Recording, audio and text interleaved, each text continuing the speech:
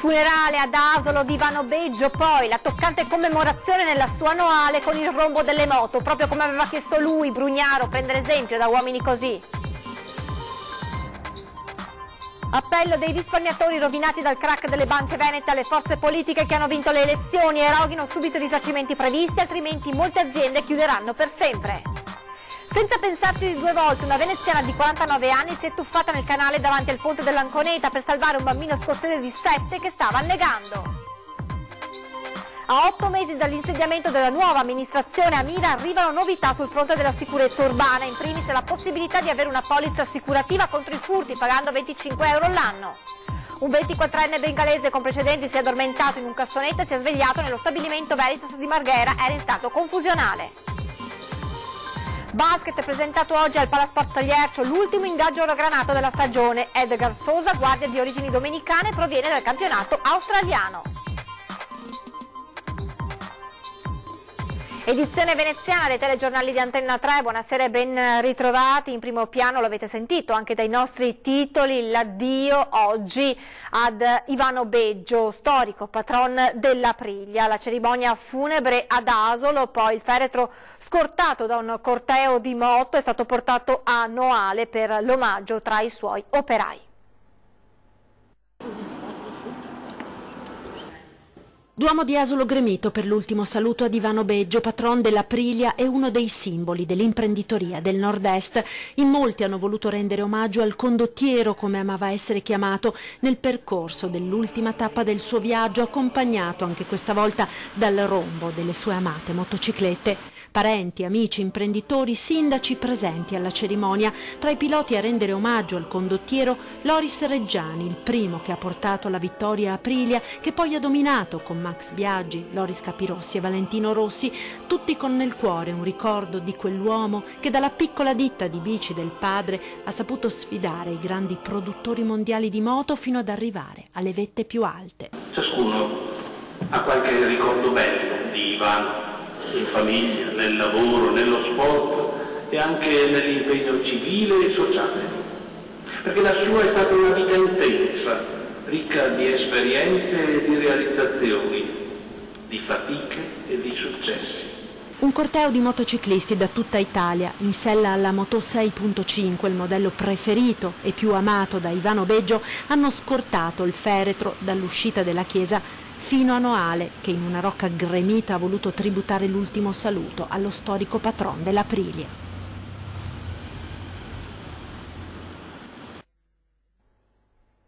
E come avete sentito, dopo le esequie ad Asolo, la toccante commemorazione nella sua annuale con il rombo delle moto, come aveva chiesto proprio lo stesso Ivano Beggio, tante le autorità presenti.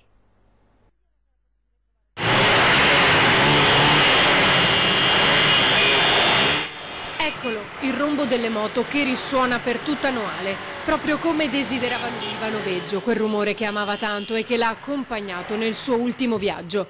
Migliaia di persone hanno atteso il suo arrivo alla Rocca dei Tempesta, dove dopo il funerale ad Asolo si è svolta una commemorazione in suo onore. Quello che desiderava, e quindi di questo anche siamo felici, ecco, di essere riusciti a realizzare il suo ultimo desiderio, il passaggio qui con le sue moto che sfrecciano sulle strade di Noale. La famiglia, le moto, i dipendenti Aprilia, quelli nati con lui e i più giovani. Perdo veramente un padre, perché io sono nato con l'Aprilia e c'era un rapporto familiare, un rapporto veramente che mi sembrava che fossi il nostro titolare, sembrava un padre, un fratello, qualcuno che ci consigliava sempre nei migliori. È il minimo che possiamo fare dopo tutto quello che ci ha dato, perché a fin fine ha sempre mantenuto tante famiglie in questa zona e gli ha sempre dato tutto, insomma, ci ha dato la passione più che altro. Molti i sindaci del territorio, tra cui Brugnaro, suo caro amico, che con la voce rotta dalla commozione ha lanciato un chiaro messaggio. Una persona straordinaria, un grande imprenditore, una persona che ha dato tanto non soltanto ovviamente a Noale ma a tutta Venezia e direi all'Italia, insomma. Vorrei ricordare come è stato abbastanza abbandonato poi negli ultimi anni, no? Come chi fa qualcosa in questa città sembra sempre che sia ricordato appunto soltanto dopo morto, insomma, mentre invece è una persona che secondo me merita di essere ricordato per quello che ha fatto in vita. dobbiamo ripartire da queste cose qua, da questi esempi. Siamo qui a tributare un saluto a un amico innanzitutto, a un grande imprenditore, a una persona che ha lasciato il suo marchio indelebile nella città di Noale. A lui diremmo veramente un grazie di cuore per tutto quello che ha fatto. Beggio sarà sepolto nel cimitero di Rio San Martino a Scorzè. È di Scorzè, è nato a Scorzè, è cresciuto a Scorzè, Rio San Martino, ed ha fatto a Scorzè uno stabilimento importante, ma soprattutto è figlio della nostra terra, ha fatto molte cose, molte decine, centinaia di persone gli devono molto. Torniamo ora a parlare delle dichiarazioni rilasciate da Felice Maniero in una lunga intervista ai quotidiani del gruppo Gedi. Parole che ogni volta rinnovano il nostro lutto, ci racconta la zia di Cristina Pavesi, la giovane studentessa morta nel 1990 nell'assalto al treno da parte della banda di Maniero.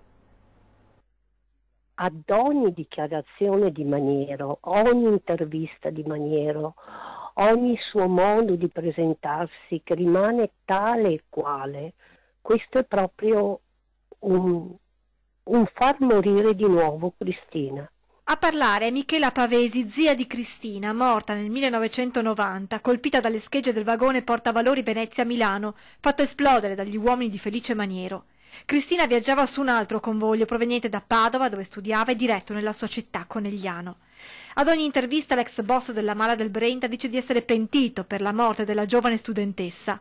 Parole che riaccendono un dolore mai sopito, dolore che un anno dopo portò alla morte il padre di Cristina. Mio fratello che è morto a causa di Maniero, a causa di questo grande dolore. Un dolore che ha dovuto fare i conti con la giustizia. Cristina è una vittima che non ha avuto giustizia e quindi bisogna lavorare su se stessi. Eppure, nonostante tutta questa sofferenza, Michela Pavesi dimostra ulteriore dignità.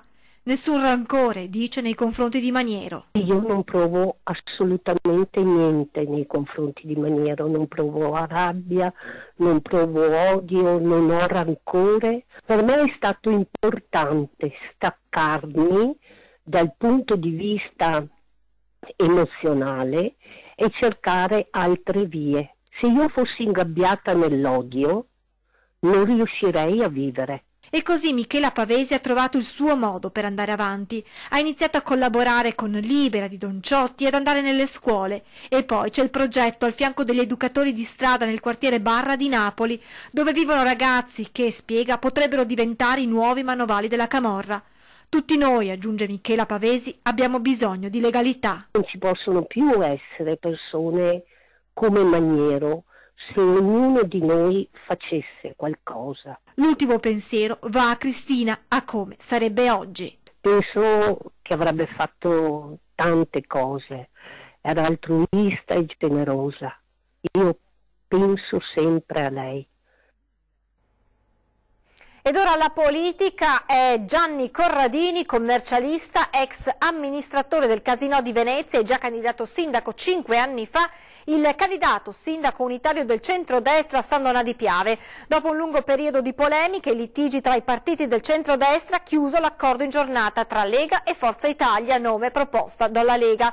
Soddisfazione da parte di Gianluca Forcolin, vicepresidente della Regione e referente della Lega per il Veneto Orientale, e Michele Celeghin, coordinatore provinciale di Forza Italia Venezia. Appello dei risparmiatori rovinati dal crack delle banche venete alle forze politiche che hanno vinto le elezioni. Eroghino subito i risarcimenti previsti dal decreto del governo Gentiloni, altrimenti, spiegano, molte aziende chiuderanno presto bottega. Il fondo di ristoro per le vittime del crack delle popolari venete manca ancora dei decreti attuativi e l'attuale situazione di incertezza post-elettorale rischia di ritardare l'effettiva erogazione di questi risarcimenti. A denunciare il rischio il sottosegretario uscente all'economia Pierpaolo Baretta. In mattinata le associazioni di risparmiatori hanno incontrato la nuova commissione regionale d'inchiesta sulla crisi bancaria e lanciato un messaggio a Lega e 5 Stelle. Si uniscano immediatamente su questo problema, perché il problema di esecuzione, il problema di risparmiatori che sono arrivati al limite è veramente all'estremo ed è grave, soprattutto anche per il discorso delle aziende, cioè le imprese coinvolte vanno messe a riparo subito perché stanno stanno per chiudere, e quando un'azienda chiude non si può più fare niente, è morta. Dai banchi della Commissione rassicura i risparmiatori il leghista Luciano Sandonà. La Lega sicuramente si impegna al fatto che i decreti attuativi siano fatti nel più breve tempo possibile. Alla prossima seduta del Consiglio regionale, annuncia Sandonà, metteremo in votazione un documento per chiedere al nuovo Parlamento di formare ancora una volta la Commissione d'inchiesta sulle banche. Quella scorsa, insediatasi solo a dicembre, in pochi mesi aveva messo a frutto i poteri speciali garantiti a questo ente. Questo ha creato un focus a livello nazionale sui temi delle banche venete e ha portato anche a questo decreto con questo risarcimento, diciamo, di 100 milioni, che però è ancora insufficiente. Chiediamo ancora di porre il focus sui risparmiatori che sono stati traditi e sulle aziende che sono in grandissima difficoltà. Intanto a dare speranza ai risparmiatori truffati arriva una storica sentenza. Intesa San Paolo risponderà in sede civile per le richieste di risarcimento intentate dai risparmiatori contro Veneto Banca. A stabilirla una sentenza del Tribunale di Vicenza in merito alla causa intentata da un pensionato bassanese rappresentato da Adusbef. Un ex risparmiatore di Veneto Banca, il quale appunto ovviamente, come tutti sanno, ha perso tutti i risparmi e al quale tra l'altro era stata fatta un'apertura di credito in conto corrente in attesa di vendere le azioni. Il rapporto poi è transitato attualmente è transitato in Intesa San Paolo, quindi c'è stata una successione a titolo particolare del rapporto e quindi il giudice ha ritenuto che l'interlocutore successivo sia Intesa San Paolo. Chiedere i danni per le malefatte di Veneto Banca ai Popolari di Vicenza è dunque possibile, nonostante il decreto del governo che, oltre ad aver regalato a Intesa le due Venete con una dotazione di 17 miliardi di euro, aveva esonerato il nuovo proprietario da qualsiasi rivalsa. È un ottimo risultato, perché è una prima sentenza a livello civile che dà questa possibilità e che comunque vede la possibilità che appunto l'istituto possa risarcire. Spero possa essere di aiuto anche ad altri risparmiatori e spero che la giurisprudenza volga in questo senso. La decisione del giudice apre uno spiraglio sulla situazione dei 210.000 risparmiatori coinvolti dallo scandalo, che fino a questo momento non sapevano neppure se vi sarebbe stato qualcuno a cui chiedere un risarcimento. Finora abbiamo sempre purtroppo camminato sulle sabbie mobili, perché effettivamente non c'è stata trasparenza e chiarezza da nessuna parte. Finalmente un primo spiraglio, speriamo sia di buon auspicio. Mentre altre persone impietrite guardavano, una donna veneziana si è tuffata in canale per salvare un bambino che era caduto in acqua. Senza pensarci due volte, una veneziana di 49 anni mercoledì sera si è tuffata in un canale davanti al ponte dell'Anconeta a Venezia per salvare un bimbo scozzese di 7 anni che stava annegando. La donna, che sta per essere sfrattata e non ha un lavoro, passeggiava con il suo cane quando ha sentito le urla del gruppo, circa 15 persone, con cui si trovava il bambino, in questi giorni in vacanza a Venezia con la famiglia. Nessuno però trovava il coraggio di tuffarsi, così la 49enne si è tolta gli abiti pesanti e le scarpe e si è buttata. Poche bracciate e ha raggiunto il bambino riportandolo a riva. Sul posto poco dopo sono giunti anche i medici del SUEM che hanno verificato le sue buone condizioni. Era scivolato dopo essersi avvicinato troppo alla riva del canale, piena di alghe e muschio. La donna avrebbe invece riportato un'escoriazione al dito e una testata alla tempia nella concitazione del salvataggio. È stata lei stessa più tardi a parlare al telefono con i genitori del bambino spiegando cos'era successo. «Non sono un'eroina», ha detto, «l'avrei fatto per chiunque». Poi è tornata a casa sua. Non vuole pubblicità né sfruttare questa vicenda per porre l'attenzione sulla sua situazione di una donna disoccupata e tra poco forse anche senza una casa. Coin sfrattato da Venezia e nubi nerissime si addensano sul futuro di un centinaio di lavoratori. Corsa contro il tempo per salvare i 94 posti di lavoro del punto vendita veneziano di Coin. La scorsa settimana al Ponte dell'Ovo sono arrivati gli ufficiali giudiziari notificando lo sgombero esecutivo da metà aprile. Martedì il Tribunale si pronuncerà se concedere o meno la sospensiva allo sfratto. Noi ci auguriamo che si tenga conto appunto delle 94 famiglie, 94 lavoratori con le loro famiglie che lavorano dentro, quindi che si dia una proroga. In mancanza di tale provvedimento, spiegano dalla UIL, non ci sarebbe neppure il tempo di cercare una soluzione alternativa. Se non si troverà un accordo tra l'azienda e i proprietari dell'immobile oppure un nuovo edificio a Venezia dove trasferire l'attività, per i lavoratori non ci saranno molte speranze di mantenere il posto. I negozi vicini, se possono assorbire qualcosa. 94 persone sicuramente non si riescono a ricollocare. Parliamo di lavoratori dipendenti di Coin, parliamo di contratti a termine, parliamo anche di gente che lavora nella sicurezza, pulizie, dipendenti di ditte esterne, quelli che hanno i corner all'interno di Coin, che comunque verrebbero trasferiti chissà dove e non c'è possibilità di ricollocarli tutti se non si trova una soluzione di uno stabile vicino. L'azienda ha fatto la sua parte, concedono i sindacati, offrendo un affitto di 3 volte più alto rispetto a quello pagato finora, ma i proprietari non hanno voluto sentire ragioni. Lunedì mattina i lavoratori occuperanno simbolicamente il negozio per 2 ore, mentre martedì saranno in presidio davanti al Tribunale di Venezia per chiedere ai giudici di concedere la sospirata proroga. E poi se non si troverà una soluzione ne faremo molte altre, perché non abbiamo nessuna intenzione di arrenderci al fatto che 94 persone siano mandate in strada. È il momento di fermarci per qualche minuto di pubblicità, restate con noi.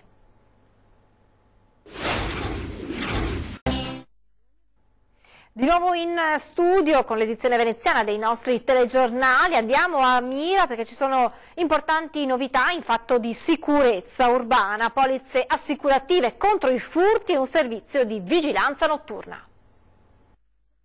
Dal 1 aprile al 30 aprile si aprirà una finestra per aderire alle polizze assicurative contro i furti riservate alle famiglie. A 8 mesi dall'insediamento della nuova amministrazione, a Mira arrivano novità sul fronte della sicurezza urbana. In primis la possibilità di avere una polizza assicurativa contro i furti di ogni genere, pagando 25 euro all'anno. L'ente comune di Mira, di fatto come ente aggregatore, riesce a strappare ai broker assicurativi un prezzo praticamente politico, vuoto per pieno, siamo sui 7 centesimi al giorno per una polizza che prevede un premio di 1.500 euro per danneggiamenti a causa di intrusioni tipo infissi, mobilio, denaro, apparecchiature elettroniche, tutto quello che può accadere purtroppo quando un appartamento o una casa viene svaligiata. Il Comune comunicherà ai cittadini un numero utile per reperire le informazioni necessarie alla stipula, mentre Zaccarin annuncia l'avvio di un altro importante progetto. Da lunedì parte il servizio di vigilanza notturna, ci stiamo appoggiando ad un istituto di vigilanza privata che è sul mercato, su questo particolare mercato dal 1926, abbiamo messo sotto tutela 36 siti pubblici, quindi i perimetri esterni, le scuole per quanto riguarda il loro perimetro esterno, gli impianti sportivi, i cimiteri e per il momento 3 parchi.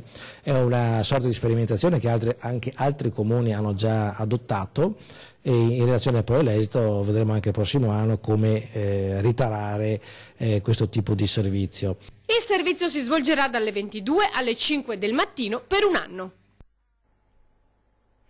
Ha rischiato grosso un bengalese che ha preso sonno in un cassonetto. Sentiamo che cosa è successo. Si è addormentato in un cassonetto e si è risvegliato nello stabilimento di trattamento rifiuti di Veritas a Marghera. Certo non era quello che si aspettava un senzatetto bengalese di 24 anni e come lui nemmeno gli addetti dell'impianto che se lo sono trovato davanti. La segnalazione è scattata giovedì nel tardo pomeriggio quando un'impiegata ha contattato la centrale operativa della questura per segnalare la presenza dell'uomo nella zona di compostaggio. I poliziotti intervenuti con una volante hanno identificato il 24enne e chiesto l'intervento del 118 perché il ragazzo era in stato confusionale.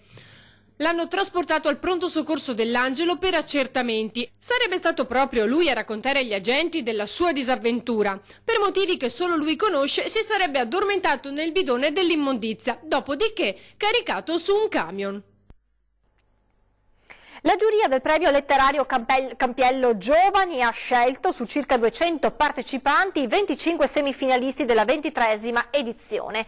I 5 finalisti verranno annunciati il 20 aprile durante un incontro a Verona. Gli aspiranti scrittori sono ragazzi tra i 15 e i 22 anni, residenti in Italia e all'estero, per un premio che è promosso dalla Fondazione Il Campiello Confindustria Veneto. I semifinalisti del premio provengono in 8 dal Veneto, 3 dall'Emilia Romagna, 3 dalla Lombardia, 3 dal Piemonte, 2 da Campania, Lazio, 1 dalle Marche, Puglia, 1 dalla Sicilia e dalla Toscana. Sono inoltre stati segnalati 2 racconti provenienti da Lombardia e Puglia. Il vincitore assoluto del Campiello Giovani verrà proclamato a settembre e premiato in occasione della cerimonia conclusiva del premio sabato 15 settembre al Gran Teatro La Fenice di Venezia. Siamo allo sport con il basket, perché la Reyer completa la squadra, la sua rosa, con Edgar Sosa giunto in laguna in tempo per la sfida di domenica contro Cantù. Atterrato mercoledì a Venezia, è stato presentato ufficialmente l'ultimo ingaggio della Reyer. Edgar Sosa, classe 88, newyorkese di origini domenicane, è una combo guard di 188 cm che si è distinta nel campionato australiano con i New Zealand Breakers. 28 incontri per una media di 27,3 minuti, 15,8 punti e 3,8 assist. È stata Venezia a scegliermi e posso solo ringraziare il club per l'occasione che mi ha dato. L'Umana Reyer è una squadra davvero completa, una delle migliori formazioni del campionato. Sono felice per questa opportunità e sono a disposizione per trovare il mio ruolo all'interno della squadra. Il dominicano ha disputato 4 stagioni nell'NCAA con l'Università di Louisville, poi la Summer League di Las Vegas con i Detroit Pistons e l'esordio nella Serie A italiana con Biella durante la stagione 2010-2011, quindi Portogallo, Spagna e Germania. Nel 2014 è tornato in Italia centrando il triplete con la maglia di Sassari. La stagione scorsa a Caserta avevo una media punti alta e giocavo tanti minuti, ma capisco benissimo che questa squadra è completamente diversa e il mio ruolo sarà diverso. È tutto per questa edizione, come sempre vi lascio le previsioni del tempo, grazie per essere stati con noi e una buona serata.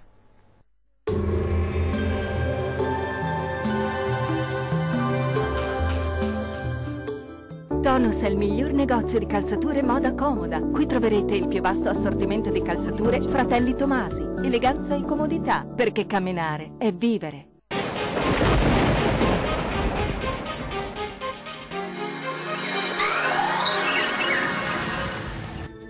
Maltempo su tutto il Triveneto, sarà una giornata all'insegna delle piogge sulle nostre regioni. Vediamo il dettaglio di sabato 17 marzo. Sul Veneto condizioni di tempo spiccatamente instabile, piogge diffuse su tutti i settori della nostra regione, localmente anche di moderata intensità sin dal mattino e per tutto l'arco della giornata.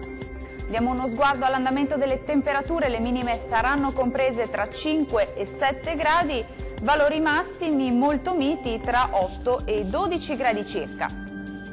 Poche novità sul Friuli Venezia Giulia, anche qui il tempo sarà perturbato con precipitazioni un po' ovunque, ma in lieve attenuazione in nottata. Temperature minime tra 6 e 8 gradi, valori massimi invece oscillanti tra 9 e 11 gradi. Maltempo anche sul Trentino Alto Adige, la nostra grafica ci mostra che le piogge saranno diffuse su tutta la regione, anche moderate. Temperature minime tra 6 e 8 gradi, massime invece intorno ai 12 gradi circa. Dal meteo di Antenna 3 per ora è tutto. Arrivederci!